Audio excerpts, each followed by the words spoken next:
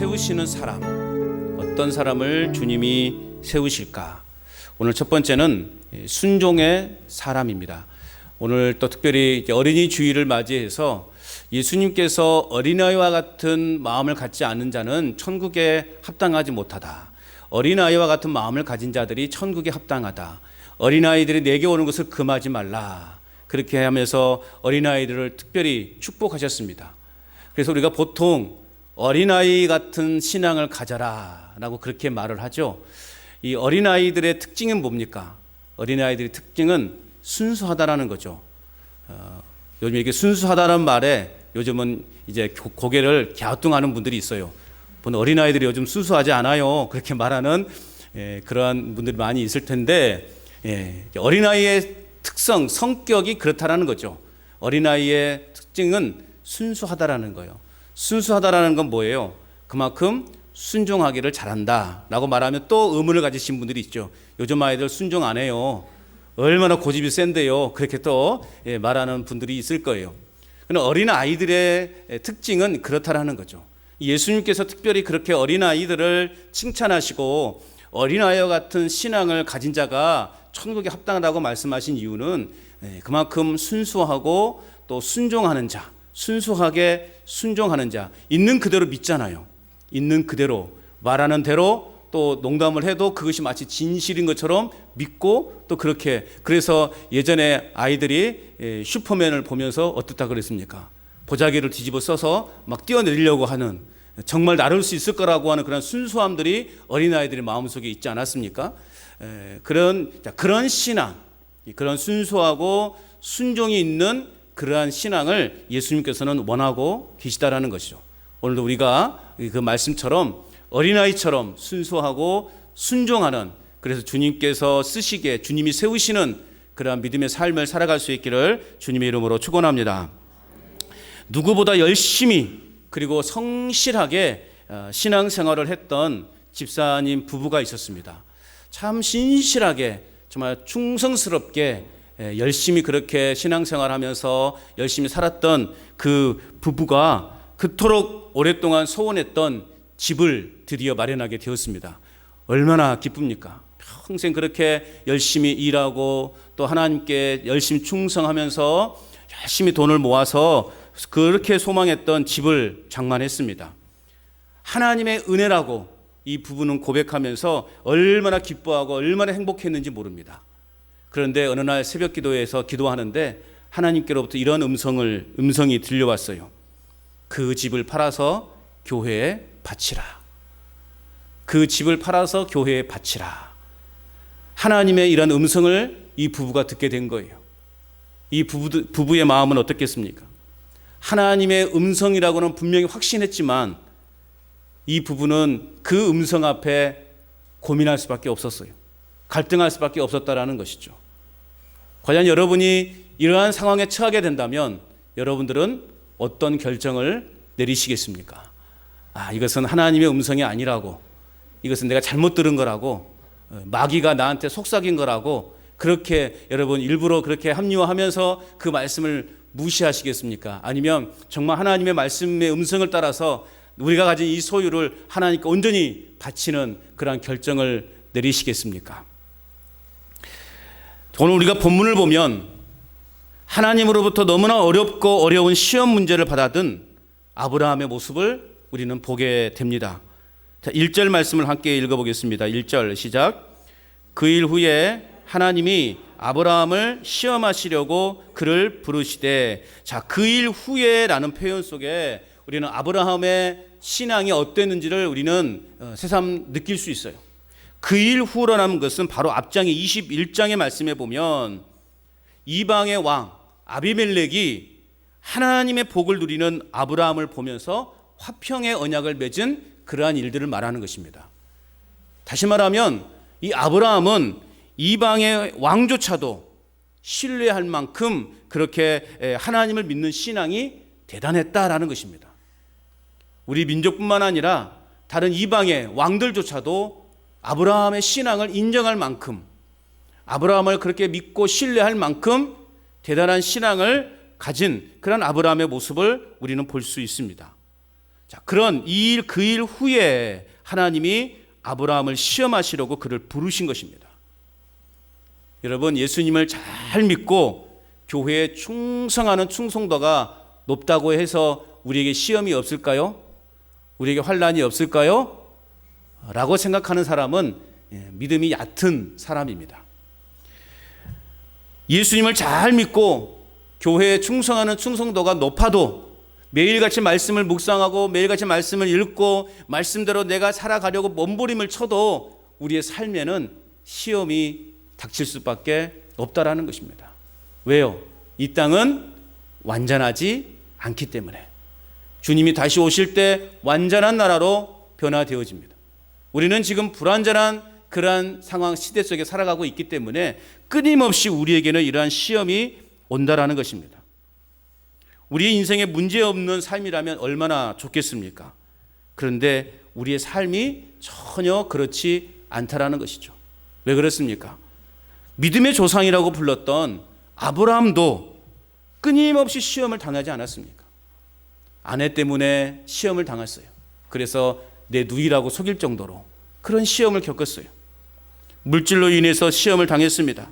이방 사람들과의 그런 분쟁의 문제로 시험을 당했어요.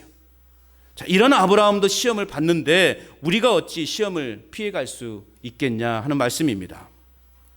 우리가 원치 않아도 오늘 우리에게는 시험이라고 하는 것이 찾아온다라는 것을 여러분 기억하시길 바랍니다. 중요한 것은 그 상황 속에서 우리가 어떻게 그 시험을 대하는가예요. 그 고난을 우리가 어떻게 대하는가라는 것이죠. 어떠한 자세로 그 시험을 직면하는가가 무엇보다 중요하다는 것입니다. 오늘 이 아브라함은 이러한 시험을 어떻게 직면했고 어떻게 이겨냈는지를 말씀을 통해서 우리가 한번 살펴보도록 하겠습니다. 자, 2절은 아브라함이 당한 시험의 내용이 소개되고 있죠. 2절 말씀 같이 읽어봅니다. 2절 시작. 여호와께서 이르시되 내 아들 내 사랑하는 독자 이삭을 데리고 모리아 땅으로 가서 내가 내게 일러준 한 산 거기서 그를 번제로 드리라. 자, 하나님이 제시하신 이 시험, 아브라함으로서는 너무나 감당하기 힘든, 너무나 황당한, 너무나 참담한 그러한 시험이었다라는 것입니다. 아무리 생각을 해봐도 100번 양보를 해도 하나님의 이 시험은 아브라함 입장에서는 도무지 납득할 수 없는, 이해할 수 없는 시험이었다라는 것이죠. 왜 그렇습니까? 이삭은 아브라함이요 100세 때 낳은 독자예요. 몇 세 때 낳은 독자? 100살 넘으신 분 계세요? 희망을 가지십시다. 어떤 사람도 아브라함이 100세 때 아들을 낳을 것이라고는 상상도 못했어요. 그런데 그런 아브라함은 그야말로 기적적으로 이 아들을 얻었다라는 말씀이에요. 그러니 이 아들은 이 아브라함 부부에게 있어서는 어떤 아들이었을까요? 한마디로 말하면 복덩어리겠죠. 복덩어리, 눈에 넣어도 아프지 않을 정말 그런 아들이었단 말이죠. 분신 같은 존재였어요. 그런데 오늘 하나님은 아브라함에 어떤 시험을 주셨어요? 그 아들을 번제로 바치라. 번제가 어떤 제사입니까? 나무를 쌓아놓고 그 위에 제물을 올려놓고 불태워 드리는 제사예요. 끔찍하지 않습니까? 우리 아들을, 내 이 복덩이, 눈에 넣어도 아프지 않을 이 아들을 나무 위에 쌓아놓고 불태워 죽이라는 거예요. 아비인 아브라함의 마음이 어떻겠냐고요. 하나님의 이 시험은 도저히 감당할 수 없는 그러한 시험이었다라는 것입니다. 하나님의 이 시험은 분명 하나님의 계획과는요 뭔가 맞지 않는 또 시험이었다라는 것을요 우리는 알 수 있어요. 왜냐하면 이삭을 제물로 바친다라고 하는 것은요 하나님의 언약의 문제가 되는 시험이기 때문에 그래요. 하나님의 언약에 대한 언약의 문제, 무슨 말이냐? 이삭은 하나님의 언약의 성취로 25년 만에 여러분 하나님께로부터 받은 선물입니다. 하나님의 언약의 약속, 하나님의 언약의 약속에 따른 하나님의 선물이라는 거예요. 무슨 말이냐면 하나님은 아브라함에게 어떤 약속을 주셨어요? 어떤 언약을 주셨습니까? 아브라함에게 네 자손이 하늘의 별과 같이 바다의 모래처럼 네 자손이 그렇게 아주 풍할 것이다 라는 그런 언약의 말씀을 주셨어요. 그 번성하겠다라고 하는 약속으로 누구를 주셨냐? 이삭을 주신 거예요. 그런데 그 이삭을 제물로 바치라, 그 언약의 약속의 증표로 주신 그 이삭을 제물로 바치라 라고 하는 이 하나님의 말씀은 뭐예요? 하나님의 언약이 깨어진다는 것을 말하는 거예요. 하나님의 약속을 깨트린다는 것을 말하는 거예요. 아브라함의 근본적인 신앙을 송두리째 뒤흔드는 그러한 하나님의 시험이었다는 것입니다. 또한 여러분, 솔직히 아브라함이 아들을 바랬을까요? 안 바랬을까요? 현실을 보니, 물론 하나님께로부터 그러한 약속을 받았지만 현실을 보니 아브라함은 아들을 바랬을까요? 바라지 않았을까요? 바라지 않았다라는 거죠. 아브라함 부부는요, 왜냐하면 이미 아이를 낳을 수 없는 그런 형편이었기 때문에 그래요. 그 증거가요, 창세기 17장 17절을 보면 이렇게 되어 있어요. 아브라함이 엎드려 웃으며 마음속으로 이르되, 하나님이 이렇게 약속을 했을 때 아브라함의 행동은 어떤 행동이었어요? 아브라함이 엎드려 웃으며 웃었어요. 왜 웃었을까요? 기가 막히니까 웃었죠. 우리도 참 말도 안 되는 소리 들으면 헛웃음이 나오잖아요. 참 헛웃음이 나오잖아요. 아브라함이 그런 표정을 든 거예요. 하나님이 그러면서 뭐라고 하냐면 100세 된 사람이 어찌 자식을 낳을까? 그때 그 아브라함의 아내 사라의 나이는요 90세예요. 그러니 웃음이 나와야 안 나와요? 기가 막힌 말 아니겠어요? 또 사라는 어땠는가? 창세기 18장 11절 12절 말씀해 보면요, 사라에게는 여성의 생리가 끊어졌는지라 사라가 속으로 웃고, 사라도 역시 웃었어요. 이제 어떤 생물학적인 아이를 가질 수 없는 그러한 상황에 있었단 말이죠. 또 사라가 이야기해요. 내가 노쇠하였고 내 주인도 늙었으니, 다음 말이 굉장히 좀 의미심장한 말입니다. 내 주인도 늙었으니 내게 무슨 즐거움이 있으리요? 반응이 없으시네. 내 주인이, 내 남편, 쉽게 말하면 내 남편이 늙었으니 내게 무슨 즐거움이 있겠냐 이거예요. 그러니 아이를 낳을 수 있다 없다? 없다라는 거예요. 생물학적인 아이를 낳을 수 없는 그러한 상황 속에 있었다라는 거죠. 그러니 아브라함에게 이렇게 하나님께서 말씀하셨을 때 아브라함이 그 말씀을 제대로 받을 수 있겠냐고요. 그래서 자기의 이렇게 조카, 또 이렇게 여종의 아들 이스마엘이 있지 않습니까? 그를 대신 이렇게 해달라고 이렇게 할 정도였으니, 이거는 이삭은 그야말로 아브라함에게 있어서는 복덩이에요. 또 이런 아브라함에게 하나님은 너 아들을 낳을 거다, 그 이름을 이삭이라고 해라 라고 그렇게 말씀하신 거예요. 그래서 낳은 아들이 바로 이삭입니다. 그런데 이제 와서 그 아들을 제물로 바치라 라고 말씀하시는 이 하나님의 말씀은 도무지 아브라함의 입장에서는 받아들일 수 없는 거예요. 내가 원치도 않았고 이제 아이를 낳을 수 없는 그러한 형편이었음에도 불구하고 하나님이 그렇게 억지로, 쉽게 말하면 억지로 주시는 아들인데 이제 와서 그 아들을 제물로 바치라. 도무지 이해할 수 없는 그런 상황인 거죠. 또 한 가지 우리가 이 하나님의 이 시험을 통해서 우리가 납득이 가지 않는 것은 뭐냐면, 당시 이방의 종교 가운데에는요 자식을 제물로 바치는 그러한 종교들이 있었어요. 실제로 자식을 제물로 바치는 그 이방 종교들이 있었단 말이에요. 하나님은요 그것에 대해서 굉장히 분노하셨어요. 그리고 그것에 대해서 책망하셨어요.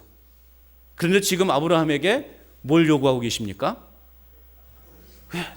자식을 제물로 바치라라는 거예요. 그것도 번제로 바치라라는 거예요. 그러니까 하나님의 말씀이 이렇게 생각해 보면 앞뒤가 맞지 않은 것 같아요.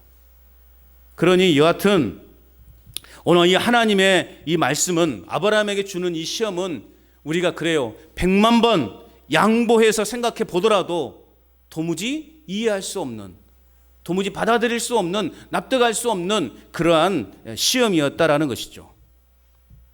그런데 여러분, 우리가 여기서 우리가 한 가지 중요하게 생각해야 될 것은 뭐냐? 하나님의 시험은 우리로 하여금 있으나 마나 하는 것을 가지고 시험하지 않는다라는 것입니다. 이해하셨습니까? 있으나 마나 하는 것으로 우리에게 시험하지 않는다는 거예요. 야, 너 오늘 밥 한 끼 굶어라. 여러분, 한 끼 요즘 굶는 것은 우습지 않습니까? 아니시군요. 여러분들은 일을 하셔야 되기 때문에 매 끼 일을 드셔야만이 일을 할 수 있다. 그래요. 어쨌든 하나님의 시험은 있으나 마나한 것으로 우리에게 시험하지 않는다는 거예요. 하나님의 시험은요, 돈을 아끼는 사람에게는요, 돈으로 시험하시고, 명예를 아끼는 사람에게는요, 명예로 시험하십니다. 여러분, 일 좋아하시죠? 이제는 눈치 보는 거예요. 이제 내가 일을 좋아한다면 또 목사님 혼날 것 같으니까. 우리는 일을 좋아해요. 한번 일에 한번 빠지면 이게 지금 시간이 뭐 점심 먹을 시간인지, 뭐 심지어는 교회 갈 시간인지도 잊어버리고 일을 하다 보니까 시간을 보니까 엄마 예배 시간 끝나버렸는데, 그렇게 말하는 분들이 가끔씩 있어요. 그런 분들은요, 일로서 시험하는 거예요. 이렇게 말하면 찔리는 사람들이 몇 분 계실 것 같아요.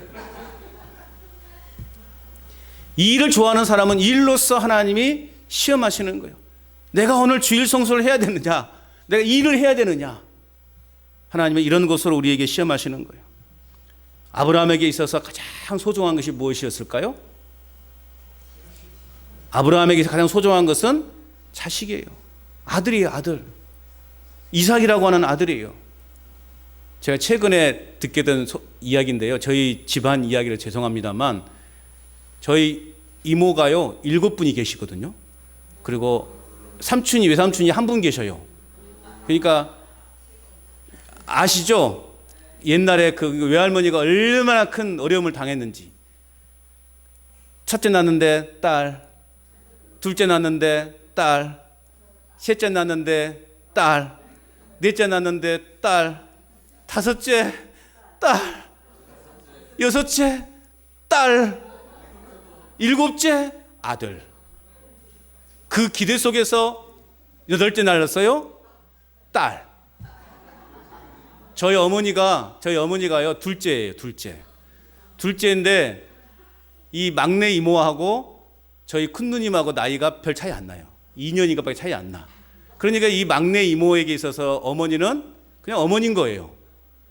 그런데요, 이 막내 이모를 낳았을 때, 제가 최근에 들은 소식이에요. 이제 우리 사촌, 우리 뭐 누님들하고 대화하면서 들은 이야기인데, 막내 이모를 낳았을 때요, 어머니가 가봤대요. 그랬더니요, 그 막내 이모를요, 보자기 싸가지고 저 밑두막에다가 그냥 휙 던져놔 버렸대. 외할아버지는 그냥 마루에 앉아고 그러고 있고. 그러니까 그 딸은 필요 없는 거예요, 이제. 그래서 어머니가 이렇게 안아가지고 거의 기르다시피 해가지고 이렇게 키웠다고 그래요. 다 여러분 막 와 닿죠? 네, 과거에 얼마나 그냥 그 이 외삼촌이 우리 외할머니, 외할아버지에게는 귀했겠냐고요. 그러니까 결국에는 별로 조카들이요 별로 안 좋아해요. 외삼촌을. 이기적이고 좀 그래요. 아무튼 별로 그런 게 있잖아요. 그죠? 오직 아들 했으니 그런 게 있어요. 자, 여러분도 참 어렵게 아이를 낳은 그러한 우리 또 자녀들이나 또 여러분도 있을 거예요. 제 아는 주변에도 보면 이제 계속 아이를 결혼하고 거의 한 7, 8년 아이를 못 낳다가 이제 하나님이 우리 아이를 이제 안 주시는가 보다 하고 아이를 입양했어. 입양했는데 그 다음에 임신하게 되는 그런 기적도 있더라고요. 그러니 그 아들들이, 그 자녀가 얼마나 귀했겠냐고요. 오늘 이 아브라함과 사라에게 있어서의 이삭은요 최고였어요.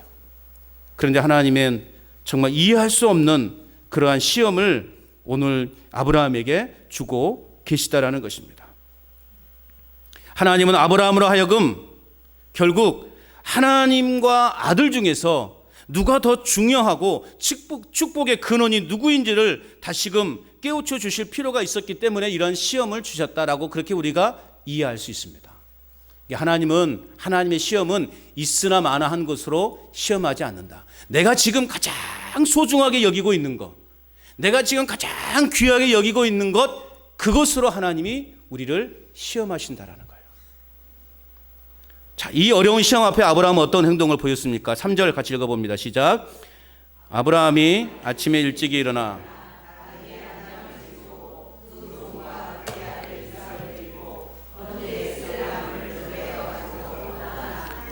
하나님이 자기에게 알려준 것으로 가더니, 자, 하나님께로부터 이 기가 막힌 명령을 들은 아브라함은요, 밤새 무엇을 했을까? 오늘 성경은 기록하고 있지 않습니다. 그런데 우리는 지난밤 아브라함이 어떤 마음을 가지고 그 밤을 지새웠을까를 짐작해 볼 수 있겠죠. 잠자리에 편하게 들 수나 있었겠어요? 밤새 뒤척이면서, 아니야, 이 말씀은 하나님이 나에게 잘못 전해주시는 것이야. 아니야, 내가 하나님의 말씀을 잘못 들었을 거야. 어쩌면은 하나님, 제가 정말 하나님 무슨 잘못을 지었습니까? 무슨 죄가 저에게 있습니까? 그렇게 회개하면서 그 밤을 지새울지도 모르겠습니다. 또 우리가 여기서 주목해 봐야 될 것은 이 중차대한 이 문제 앞에서 엄마의 이름이 등장하고 있지 않다라는 거예요. 사라의 이름이 등장하고 있지 않다라는 거예요. 물론 이제 이건 저의 억지 해석일 수도 있는데, 왜 사라의 이름이 등장하지 않았을까? 왜 아브라함은 이 중차대한 문제를 자신의 아내와 상의하지도 않았을까? 나중에 그 책임을 어떻게 지려고? 예?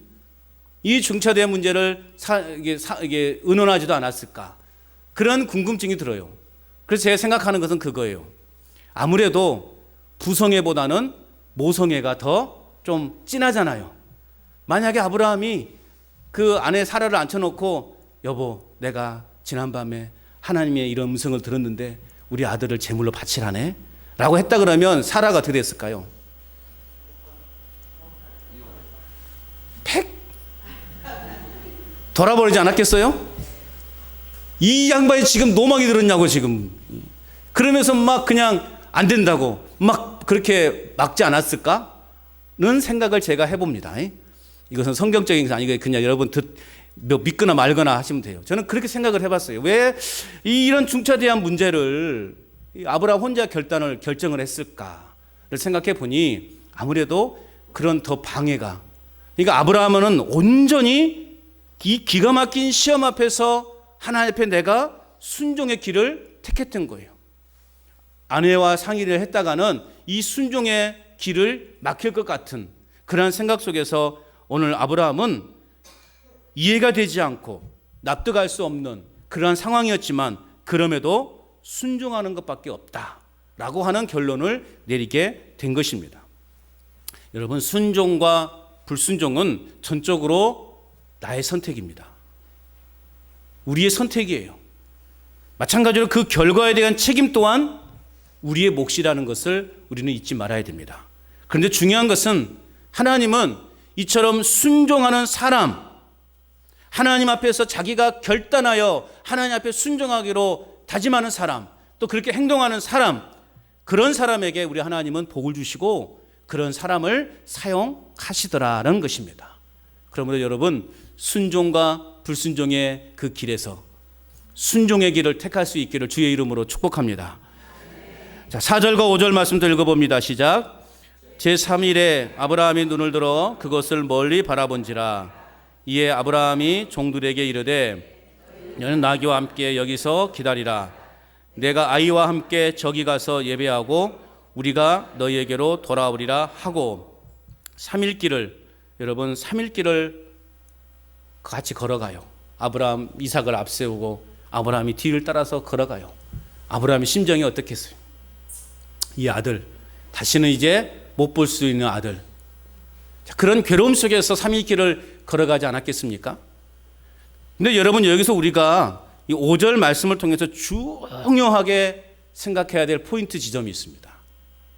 그걸 찾아낼 수 있어야 돼요. 우리 성경을 읽으면서 이런 부분들을 딱 찾아내야만이 성경을 읽는 맛을 느낍니다.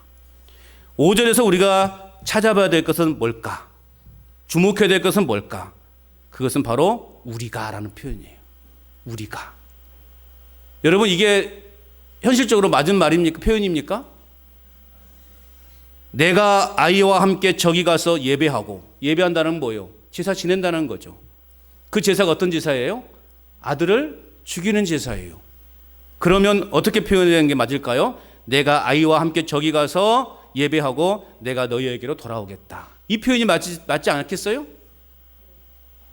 별로 놀랍지도 않으시네. 네.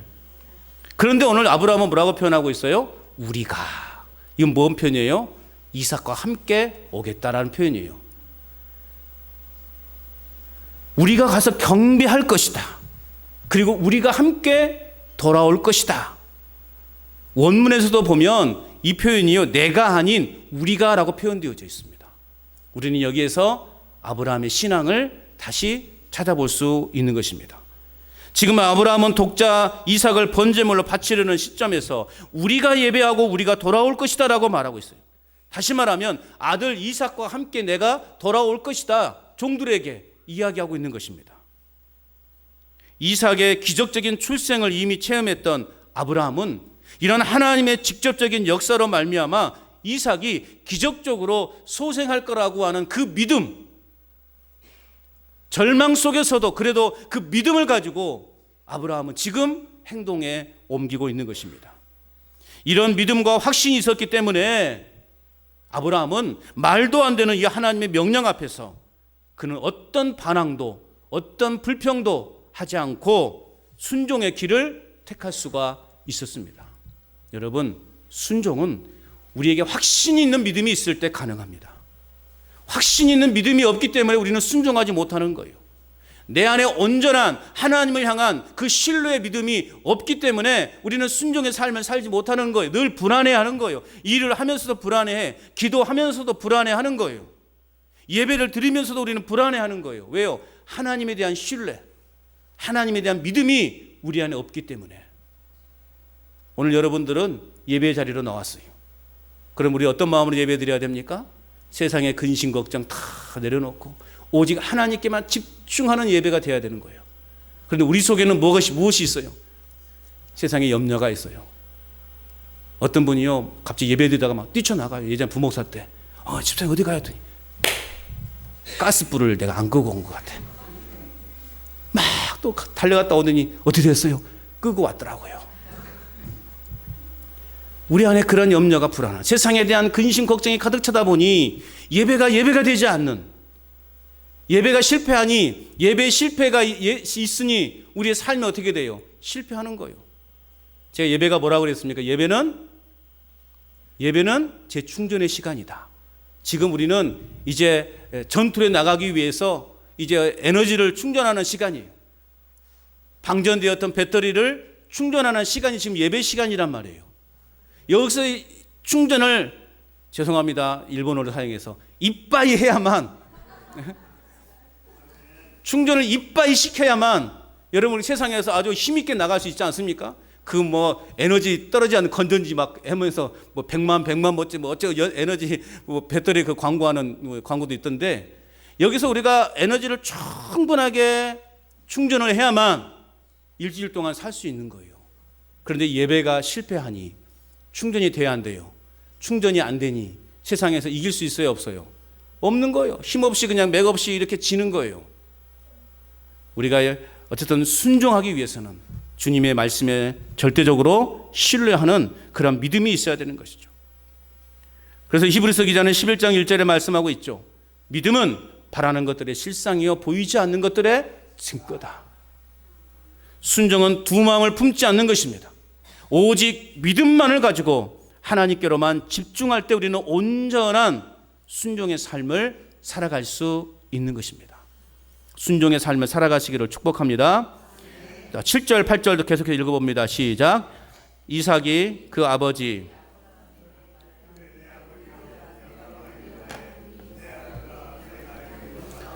이삭이 이르되 불과 나무는 있거니와 번제할 어린 양은 어디 있나이까? 아브라함이 이르되 내 아들아 번제할 어린 양은 하나님이 자기를 위하여 친히 준비하시리라 하고 두 사람이 함께 나아가서, 마음이 조마조마했던 아브라함에게 뒤통수를 탁 때리는 그 음성이 들려와요. 누구의 음성이에요? 아들 이삭의 음성이에요. 아버지, 번제할 어린 양은 어디 있습니까? 번제할 어린 양은 어디 있습니까? 뗄감은 내가 지고 가는데 양을 끌고 가야 되지 않겠어요? 번제하려면. 그런데 그 양이 없는 거예요. 노심초사했던 아브라함은 이제 올 곳이 왔구나. 그 상황 앞에서 아브라함은 어떤 표현을 합니까? 아브라함은 내 아들아, 번제할 양은 하나님이 자기를 위해서 친히 준비하실 것이다 말씀합니다. 제물로 바치기 위해 아브라함이 이삭의 심장을 찔러야 했던 그 칼의 예리함보다 이삭의 말이 더, 이 애처로운 말이 아브라함의 가슴 속 깊이 더 찔렸을 것입니다. 그런데 우리는 여기서 이제 눈을 돌려서 아브라함의 믿음이 아니라 이삭의 믿음도 눈여겨봐야 된다는 사실이에요. 왜냐? 이삭은 번제에 쓸 나무를 지고 갈 만큼 성장했어요. 아브라함은 이제 늙을 대로 늙은 사람이에요. 그리고 번제에 쓸 어린 양이 없음을 아브라함에게 이야기할 정도로 이삭은 지적인 능력도 가지고 있었습니다. 무엇을 말하는 것일까요? 이삭이 순수히 아브라함과 함께 나아갔다라고 하는 것은 이삭에게도 하나님의 명령에 순종하고자 하는 믿음이 있었다라는 것이죠. 이삭이 마음만 먹으면 얼마든지 그 자리를 뛰쳐나갈 수 있었어요. 우리 아버지는 미쳤다고, 우리 아버지는 지금 제정신이 아닌 것 같다고 하면서 아버지를 밀치고 얼마든지 도망갈 수도 있었단 말이죠. 그럼에도 불구하고 아버지의 마음을 이삭은 충분히 이해하면서 묵묵히 그 길을 걷고 있는 것입니다. 아들의 뜻밖의 이 질문에 아브라함은 약한 모습을 결코 보이지 않았어요. 그래서 이야기하죠. 하나님이 손수 마련해 주실 것이다. 아브라함은 앞으로 되어질 모든 일이 하나님의 뜻 안에서 온전히 이루어질 것이라고 하는 그 믿음을 가지고 지금 아들 이삭과 함께 산으로 올라가고 있는 것입니다. 이처럼 순종은 자기 감정을 넘어서 하나님만을 주목하는 것입니다. 하나님은 이런 사람을 찾으시고 이런 사람을 통해서 하나님은 당신의 귀한 일들을 맡기신다는 것이죠. 자, 이제 클라이막스에 도달하게 됩니다. 9절 10절 시작. 하나님이 그에게 일러주신 곳에 이른지라 이에 아브라함이 그곳에 제단을 쌓고 나무를 벌려놓고 그의 아들 이삭을 결박하여 제단 나무 위에 놓고 손을 내밀어 칼을 잡고 그 아들을 잡으려 하니, 자, 아브라함은 참으로 고지식하리만큼 말씀대로 순종했어요.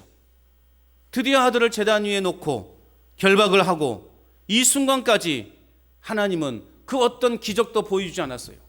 아브라함은 어쩌면 천천히 이 일을 행했을 거예요. 제단도 나무도 왜요? 하나님이 기적이 빨리 나타나야 되니까 천천히 쌓고 아들도 천천히 올려놓고 결박도 천천히 했을 거예요. 하나님의 기적을 바라면서. 그런데 이때까지 아무런 기적이 없었어요.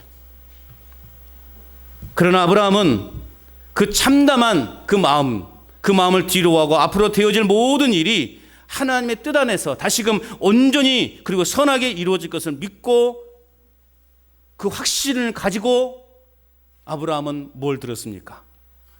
칼을 들었어요. 절체절명의 순간 TV는 어떤 멘트가 뜰까요? 다음 이 시간에 짜자잔 하면서 다음 이 시간에 화나죠? 드라마 볼 때 볼만하면 딱 끝나고 다음 이 시간에. 어쩌면 지금의 광경이 그런 광경이 아닐까. 절체절명의 순간. 어쩌면 아브라함의 인생에 있어서 가장 큰 중요한 시점. 칼을 들고 이 아들을 죽이려 하는 그 순간에 하늘로부터 음성이 들려오죠. 11절 시작. 여호와의 사자가 하늘에서부터 그를 불러 이르시되 아브라함아 아브라함아 하시는지라. 아브라함이 이르되 내가 여기 있나이다. 급하게 부르는 거예요. 급하게 아브라함아 아브라함아. 야, 진짜로 죽이려고 그러냐? 그런 의도인지도 모르겠어요. 12절 시작. 사자가 이르시되 그 아이에게 내 손을 대지 말라. 그에게 아무 일도 하지 말라.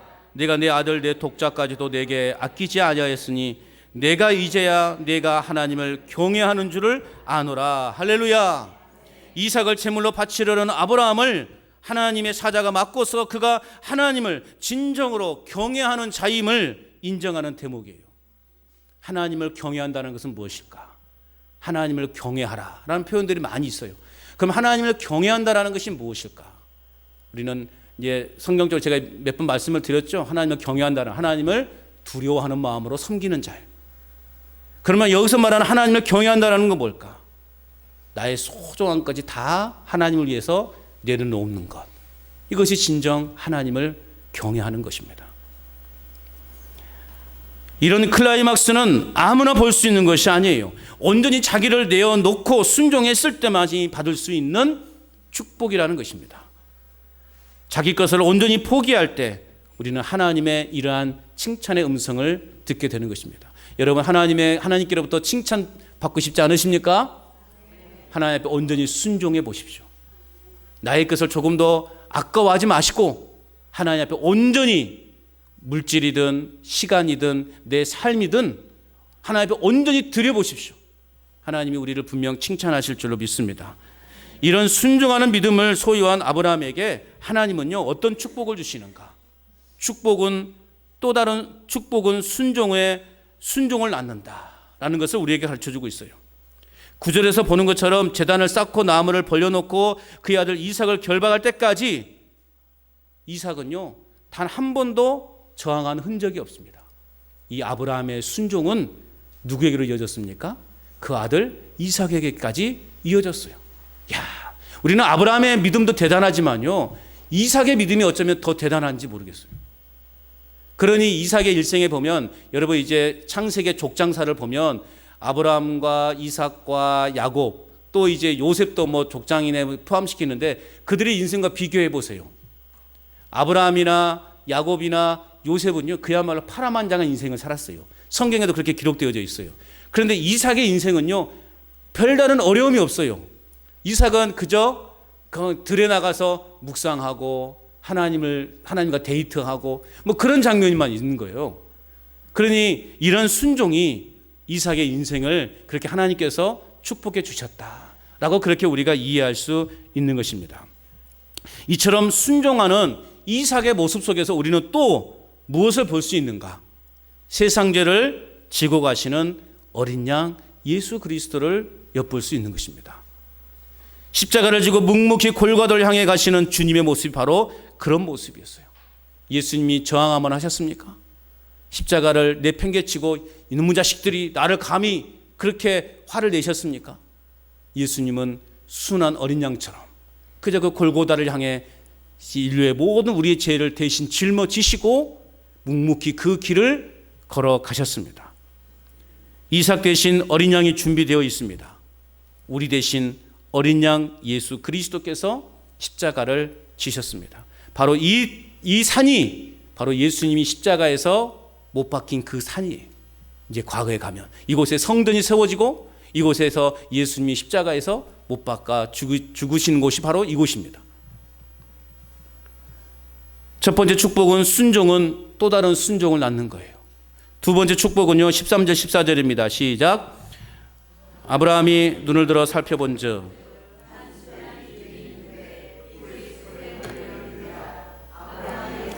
그 순양을 가지고 아들을 대신하여 번제로 드렸더라.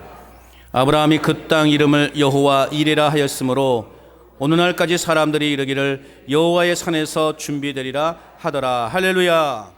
여호와의 이레 축복이 여러분의 있기를 축복합니다. 하나님께서 준비해 놓으신 축복은 결국 어떤 자에게 주어지느냐? 순종하는 자만이 경험할 수 있는 비밀의 축복인 것입니다. 하나님은 우리로 하여금 언제까지 순종하는지를 보십니다. 모든 것을 바칠 때 나 무엇과도 주님과 바꾸지 않으리라. 나 무엇과도 주님과 바꾸지 않으리라. 오직 내가 주님만을 내가 의지하고 그 주님만을 따라가겠다라고 하는 그 순종, 그 헌신할 때, 온전히 하나님 중심으로 살 때 하나님은 하늘 문을 여시고 한없는 하늘의 축복을 우리에게 부어주실 줄로 믿습니다. 오늘 우리 모두가 이러한 순종의 삶이 될 수 있기를 바랍니다. 우리를 위해서 모든 것을 준비해 놓고 계시는 그 하나님을 우리가 믿음의 눈으로 바라볼 수 있어야 되는 것입니다. 말씀대로 순종하시기를 바랍니다. 기적이라고 하는 것은요, 아브라함에게 기적은 어느 때 일어났습니까? 순종한 후에 일어난 거예요. 우리는 그럴 것 같아. 그렇게 데리고 간 것만으로도 대단한 믿음 아니냐, 그렇게 생각할 수 있어요. 그러면 그때서 이미 하나님이 그래, 내가 너 믿음이 이제 알았다, 거기까지 돌아가라, 그렇게 하셔도 그렇게 좀 힘들지 않을 텐데, 하나님의 기적은 아브라함이 완전한 헌신이 있을 때, 그 이삭을 죽이는 그 순간, 죽이려는 그 순간 하나님이 그 기적을 아브라함에게 보여주신 것입니다. 기적은 순종 후에야 맛볼 수 있는 하나님의 축복임을 믿으시기 바랍니다. 하나님의 기적을 바라십니까? 하나님의 기적이 우리의 삶에 일어나기를 원하십니까? 그럼 어떤 삶을 살아야 됩니까? 순종의 삶을 살아야 돼요. 어느까지 순종해야 됩니까? 죽기까지. 여러분이 말씀하셨습니다. 저는 말 안 했어요. 죽기까지라는 여러분들이 분명히 말씀하셨어요. 죽기까지 순종하는 삶을 살 때 하나님의 기적이 우리 삶에 일어나게 되는 줄로 믿습니다. 제가요, 이제 지난주에 어떤 목사님과 함께 차를 타고 오는데 그 목사님이 그러더라고. 주변에 이제 우리 이제 목사님들 모임, 이제 우리 성경 공부를 마치고 돌아오는 길에 이제 막 우리 이제 공부 가르치는 목사님 딸이 변호사 합격했다고 막 한턱 내고, 또 누구는 누구 자식은 이렇게 했다고 한턱 내고 막 그런 게 있다 보니까 이 목사님이 저에게 오면서 그러더라고요. 아이고 목사님, 저도 우리 자식들 때문에 한턱 내는 일이 있었으면 좋겠네요, 그렇게 말씀을 하더라고요. 그래서 제가 뭐라고 할게요? 목사님, 먼저 될 줄로 믿고 한턱을 쏘십시오, 그랬어요. 될 줄로 믿고 한턱을 먼저 쏘시면 하나님이 길을 열어주시지 않겠습니까? 했더니 그러네요, 또 그러더라고요. 그래서 내가 기대하겠습니다, 그랬어요. 여러분, 먼저 우리가 한번 행동을 해 보십시오. 주실 걸로 믿고 우리가 한번 행동으로 옮겨 보자는 거예요. 제가 아는 장로님도요, 이제 기독교 서점을 하시는 분인데, 예전에 한참에 이제 지금은 이제 좀 힘들어진 상황인데, 예전에는 그랬어요. 이제 기독교 서점을 하다 보니까 여름 성경학교 되면 각 교회들마다 여름 성경학교 교재들을 막 주문을 해요. 막 주문해. 그러면 그게 다 뭐냐면 외상이에요, 외상. 돈은 나중에 언제도 받을지 몰라. 그런데 그분은요, 일단 외상으로 받은 금액, 돈 안 받았지만 외상으로 들어온 그거에 대해서 11조를 먼저 하나님께 드리더라고요. 그리고 나서 이렇게 하나님 앞 또 이렇게 이제 교회에서 그 교재값을 받게 되는, 그런 걸 볼 때 저런 게 진짜 믿음이겠다라는 생각을 해본 적이 있습니다. 여러분, 하나님의 기적은 온전한 순종이 있을 때 하나님의 기적이 임하게 되는 것입니다. 여러분 앞에 어떤 시험이 놓여 있습니까? 우리가 몰라서 그렇지요, 하나님은 이미 우리를 위해 다 준비해 놓고 있는 줄로 믿으시기 바랍니다. 너무나 완벽하게 해결해 놓고 계시다는 것을 여러분 믿으시기 바랍니다. 그렇다면 그것을 언제 우리에게 주시느냐? 순종 후에 주시려고 지금 기다리고 계시다라는 거예요. 조금 한 걸음만 더 오면 내가 이걸 줄 터인데, 그 한 걸음을 우리가 앞으로 내딛죠. 한 계단만 올라오면 이제 하나님이 준비해 놓으신 그 은혜의 강가에서 마음껏 헤엄칠 수 있는데, 우리는 그 한 계단을 못 올라오는 거예요. 불안과 염려와 두려움 때문에. 시험을 잘 통과하는 자에게 주시기 위해서 우리 하나님은 지금 모든 걸 준비해 놓고 기다리고 계십니다. 주님보다 더 귀한 것은 없습니다 라고 하는 말로 여러분 믿음으로 시험을 이기시고 하나님께 절대 순종하는 사람, 그에게 하나님은 여호와 이레의 축복을 주실 줄로 믿습니다. 주님이 세우시는 사람은 어떤 사람이다? 순종의 사람이다. 주님이 세우시는 사람은 어떤 사람이다? 순종의 사람이다. 우리 모두 순종의 사람이 되시기를 바랍니다. 그래서 여호와 이레의 축복을 누릴 뿐만 아니라 주님께 귀하게 쓰임받는 믿음의 사람들이 다 되시기를 주님의 이름으로 축원합니다.